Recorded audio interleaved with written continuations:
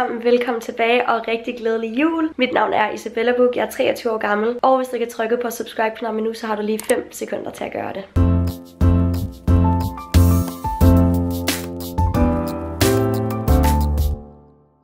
I dag, der er det den 24. december, og i traditionens tro skal jeg selvfølgelig vlogge min dag og min aften. Klokken den er faktisk allerede blevet lidt over 12, og jeg har haft en dejlig, stille og rolig morgen, hvor jeg har været i bad. Jeg har fået en lækker morgenmad, mens jeg så Tidsrejsen til sidste afsnit, og jeg har faktisk været rigtig glad for den her julekalender i år, selvom den har været ny. Men jeg synes, at afsnit 24 var lidt for sukkersødt. God julekalender, alt i alt. Og så har jeg lige krøllet mit hår lidt. Jeg har fået noget kjoleværk, juletøj på, lagt lidt makeup, og min mor hun kommer faktisk og henter mig allerede her om 5 minutter, fordi vi selvfølgelig skal til julegudstjeneste i Philipskirken, som ligger her 10 minutter fra mig. Og så efter det, så kører vi så direkte hjem til mine forældre, som også bor meget tæt på mig. Og der kommer så min fars side af familien, hvor vi bliver 10 i alt, og vi bare skal hygge hele dagen, spille lidt banko, lave alle vores juletraditioner. Så det glæder jeg mig rigtig meget til, og jeg håber, at I vil følge med. Nu er jeg altså klar til at komme ud af døren. Jeg har fået pakket mig selv ind. Jeg ved ikke lige, hvor koldt det er, men jeg har halsterklæde på. Min elskede uldjakke fra Arket. Og så har jeg taget denne her sorte kjole på. Og jeg kan ikke huske, hvor den er fra faktisk. Og så var det nogle nylonstrømper og så nogle cowboy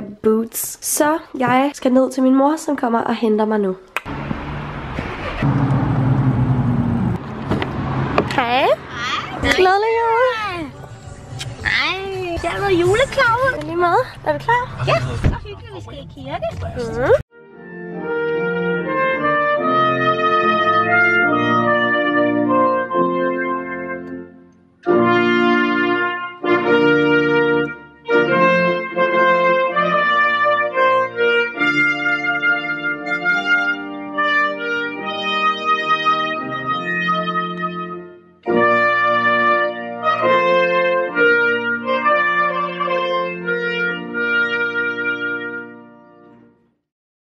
Så har vi været til julegudstjeneste. Det var hyggeligt. Og præsten var 80. Tror jeg. Omkring 80 år.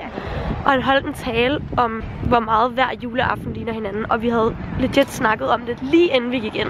Så sagde jeg, at jeg havde set min vlog fra sidste år. Det var det helt samme ting, jeg skulle i dag som sidste år. Men det var også bare sådan, det er. Men det var bare ret grinerende, at han snakkede om præcis det, vi lige havde snakket om. Ikke, mor? Jo.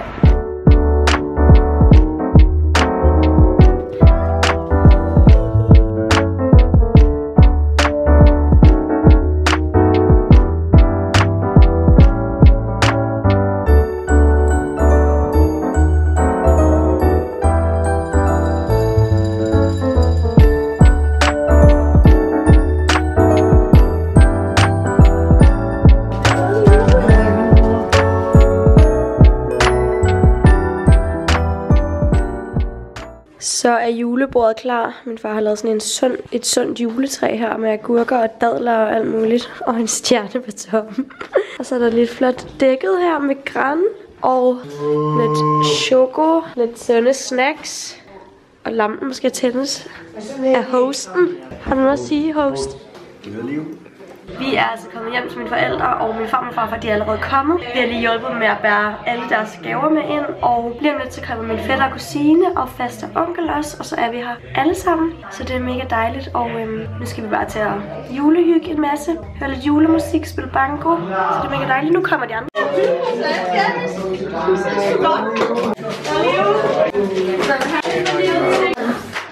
Så var du bare røget ind i den med det samme. En række, 2 rækker, 3 rækker på samme plade. Ja, tak. Der er sidegevinst til højre. Hvis man har en række, deler, så får du mange gaver. Så råber man banko. Hvis man råber bingo, så fortsætter spillet. Og man siger banko. Hvis man siger bingo, så fortsætter spillet bare. Man siger banko. Siger man bingo, så fortsætter spillet bare. Bingo! Lad os sige, man siger banko. Banko! Det var en række. Vi kører. Så kører vi. Vi kører. 58. Ryst posen! Der er shot. Der er shot til dem, der har 58. Er det dem, der er 58? Der er ikke sommer her. Sammer tager et shot. A, tøn. Så er vi nummer 16. Hvor vil gerne have... Hvor vil gerne have... Jeg har 0. 43. 43. Snakker vi som om det er verden i forvad. Ja. Du har lavet mine briller. 9 og 20. Skal jeg snart ryste den pose? Okay, jeg ryster fucking Ja, tak. pose. Nummer 7. Bango! Det hedder bango. Maria siger bingo, kvinder siger bango. Bango, jeg har vundet. Så har vi spillet bango, og jeg har vundet for en række, for 2 rækker og 2 sidegevinster. Den her var en af mine sidegevinster, som er en lille pandapunkt. Så cute. Og Flotte. en paraply, som jeg mangler altid, når det regner, så det er mega fedt. Og et strandnet. Så har jeg vundet, eller jeg har byttet mig frem til den her giraf. Så cute. Og så mangler jeg faktisk stadig lige at skrabe den 24. på min julekalender. Så det gør jeg lige. Og jeg så lige min vlog i morges fra sidste år. Og der manglede jeg en julemand for at vinde 50.000. Og det gør jeg igen. Så lad os håbe, at i år er året. Fuck, et juletræ. Det kan jeg ikke bruge til noget. Jo. Så starter madlavningen. Forklædet er kommet på. Og gryderne står klar. Sovsen fra i søndags. 3 flasker rødvin, 1 flaske portvin og en masse gennemængder.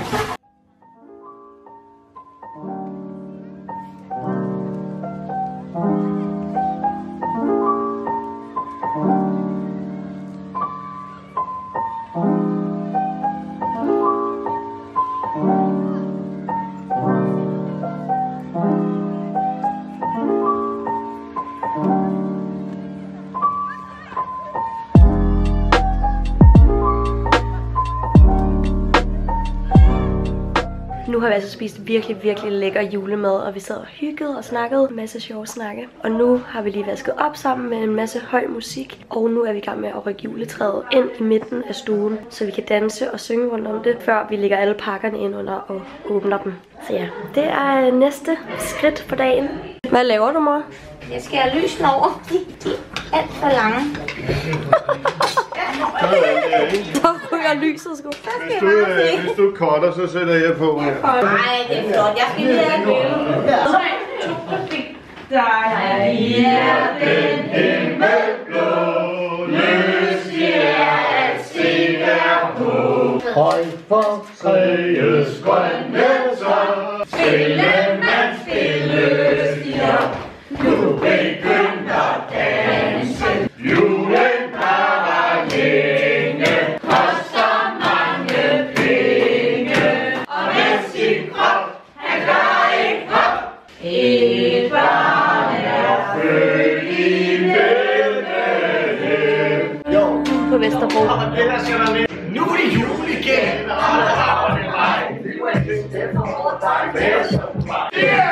Fantasiner, det er jul, selvom vores sne er knuser her til Vesterbro. Julegender, nu er det julegender, julen var lige til påske. Julegender, nu er det julegender. Nej, det er ikke sandt, nej, det er ikke sandt. Nej, det er ikke sandt, nej, det er ikke sandt, for indimellem kommer fast.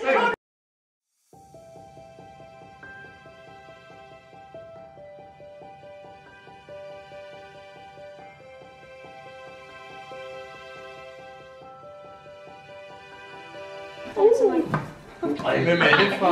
Hallo? Nej, ingen idé. Nej, Ej! det er løgn. Ej, det er fandme en god idé. Ej, vi skal se koncert med Noah på Noah og på Marienlyst med overnatning og spa. Ej, det bliver hyggeligt. Lækker, Ivar, lækker. Velbekomme. Jeg bliver skal gå rejse, og så penge.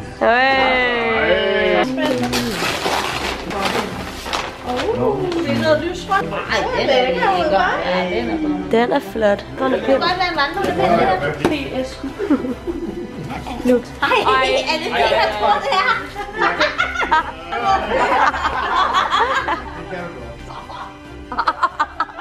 Nu har vi lige åbnet gaver i noget tid, og klokken er blevet 10:30, og det er altså tid til lidt risalamande. Så lad os se, hvem der får mandlen. Jeg gætter på, at min mor får mandlen i dag, fordi hun er den, der elsker risalamande allermest. Hun vinder aldrig mandlen, men jeg tror, det er hendes aften. Det tror jeg sgu. Hvorfor siger jeg, har I noget at skrive? I kan få en kronmålet sind. Havde du den? Var den helt? Jo, den er. Jamen, jeg ved ikke, om der er... Nej, den er halv. Den er halv. Må vi se den? Ah, det er godt spillet. Har du den? Hvad søren? Vaffeljæren. Det er okay. Hey venner, så blev det næste dag, og jeg fik altså ikke lige afsluttet vloggen i går. Det blev lidt sent. Vi var først færdige med at pakke gaver ud 12:30, og så sad vi lige og hyggesnakket lidt bagefter. Men vi havde i hvert fald en mega hyggelig dag og aften. Det var bare lige som jul skal være. Men jeg tænkte lige, at jeg i dag ville både afslutte vloggen, men også som jeg plejer lige at vise mine julegaver, som jeg fik i går aftes. Jeg elsker selv at se, hvad andre har fået i julegave, så nu viser jeg det. Det første, jeg vil vise, jeg har fået, det er nogle nye støvler, som jeg virkelig har ønsket mig. De er så flotte. De er fra det her Pinom. Jeg ved virkelig ikke, hvordan man siger det. De kan købes i magasin, er jeg rimelig sikker på. Men min mor og far, de havde vist købt dem hjem fra noget, der hedder E. Nielsen. En eller anden butik eller online butik i Jylland. Fordi de ikke kunne få dem nogen steder. Men nu skal I se dem. Det er denne her lille store læderstøvle. Og jeg skal lige have gået lidt i dem, eller sådan gået lidt rundt i dem herhjemme, for at se, om det faktisk er den rigtige størrelse. Så glad for dem, altså kæft, hvor er de flotte. Dem skal jeg sgu bare gå i her til vinter. Så det glæder mig til, og mega glad for dem. Og de var fra min mor og far. Det næste, jeg lige river frem fra sækken her, det er simpelthen en Rasmus Seebach billet. I forstår ikke, hvor glad jeg er. Altså, jeg elsker Rasmus Seebach. Jeg er kæmpe Rasmus Seebach-fan. Jeg sad inde, da der var pre-sale, men jeg var sådan, det om et år. Jeg har ikke råd til at lave en investering til en Rasmus Seebach-koncert om et år. Så jeg gjorde det ikke, og så satte jeg den på min ønskeseddel i stedet for, og håbede, at der var nogen, der var hurtige. Og det var min far og mor, og jeg glæder mig så meget til at høre ham. Så noget, som jeg ikke lige har pakket ud endnu, det er en lyserød t-shirt, striktrøje-ish fra JTK. Jeg kan lige sætte et billede ind af den her.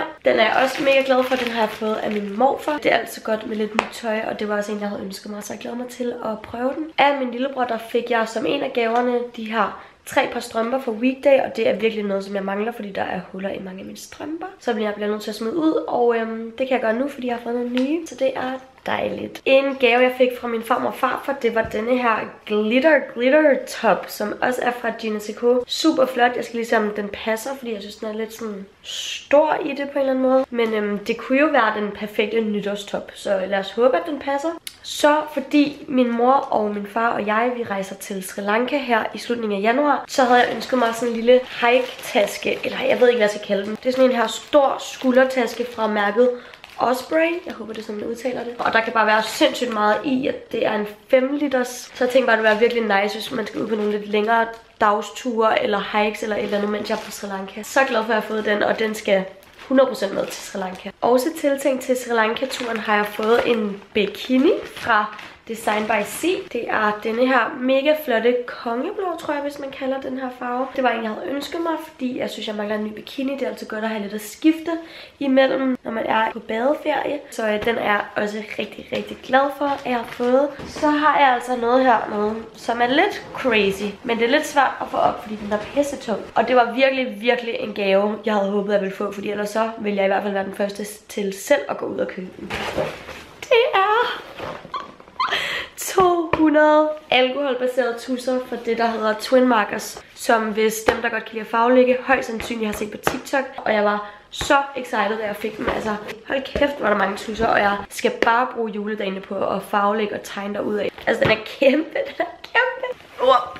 Af mine forældre, så fik jeg også et par nylonstrømper, som jeg også havde ønsket mig, som der er lidt mønster i. Så jeg er mega flotte og kan højst sandsynligt også bruges til nytår måske. Så har jeg fået den her blush fra min lillebror, som er fra Rare Beauty. Og der har jeg ikke noget fra, så jeg håber, at den er god. Det kan jeg forestille mig, jeg har kun hørt godt om det her mærke. Så jeg glæder mig til at prøve den. Altid godt med lidt nyt makeup. Og hernede i posen fanger jeg også lige en parfume op. Jeg elsker at ønske mig parfume i julegave, fordi det er sådan en ting, man ikke har råd til at købe, når man er studerende. Så jeg har fået den her parfume fra Dior. Miss Dior, tror jeg bare den hedder. Mega glad for at få en refill af den her. Det er sgu altid dejligt.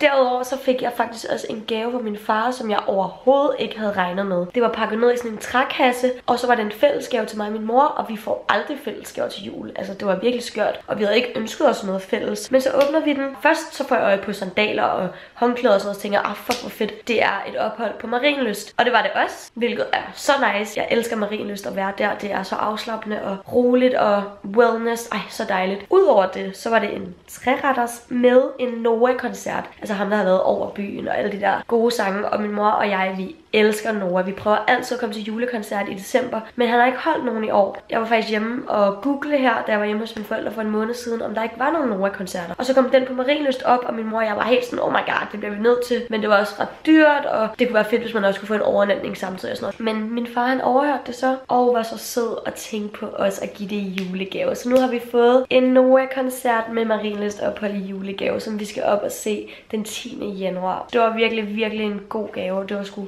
godt tænkt af dig, papi. Så ja, det var alle mine gaver. Jeg synes virkelig, at det var nogle gode gaver. Jeg er så glad for dem, og det er helt klart nogle, som jeg kan bruge både til Sri Lanka og bare generelt i det nye år. Så det er jeg mega glad for. Så tusind tak for alle gaverne til dem, der har givet dem. Og tusind tak til jer for at have set med. Hvis I kunne lide videoen, så husk at give den et like. Og hvis I har noget, I gerne vil sige, så er I selvfølgelig meget velkommen til at skrive en kommentar. Og så håber jeg selvfølgelig, at vi ses igen i min næste video.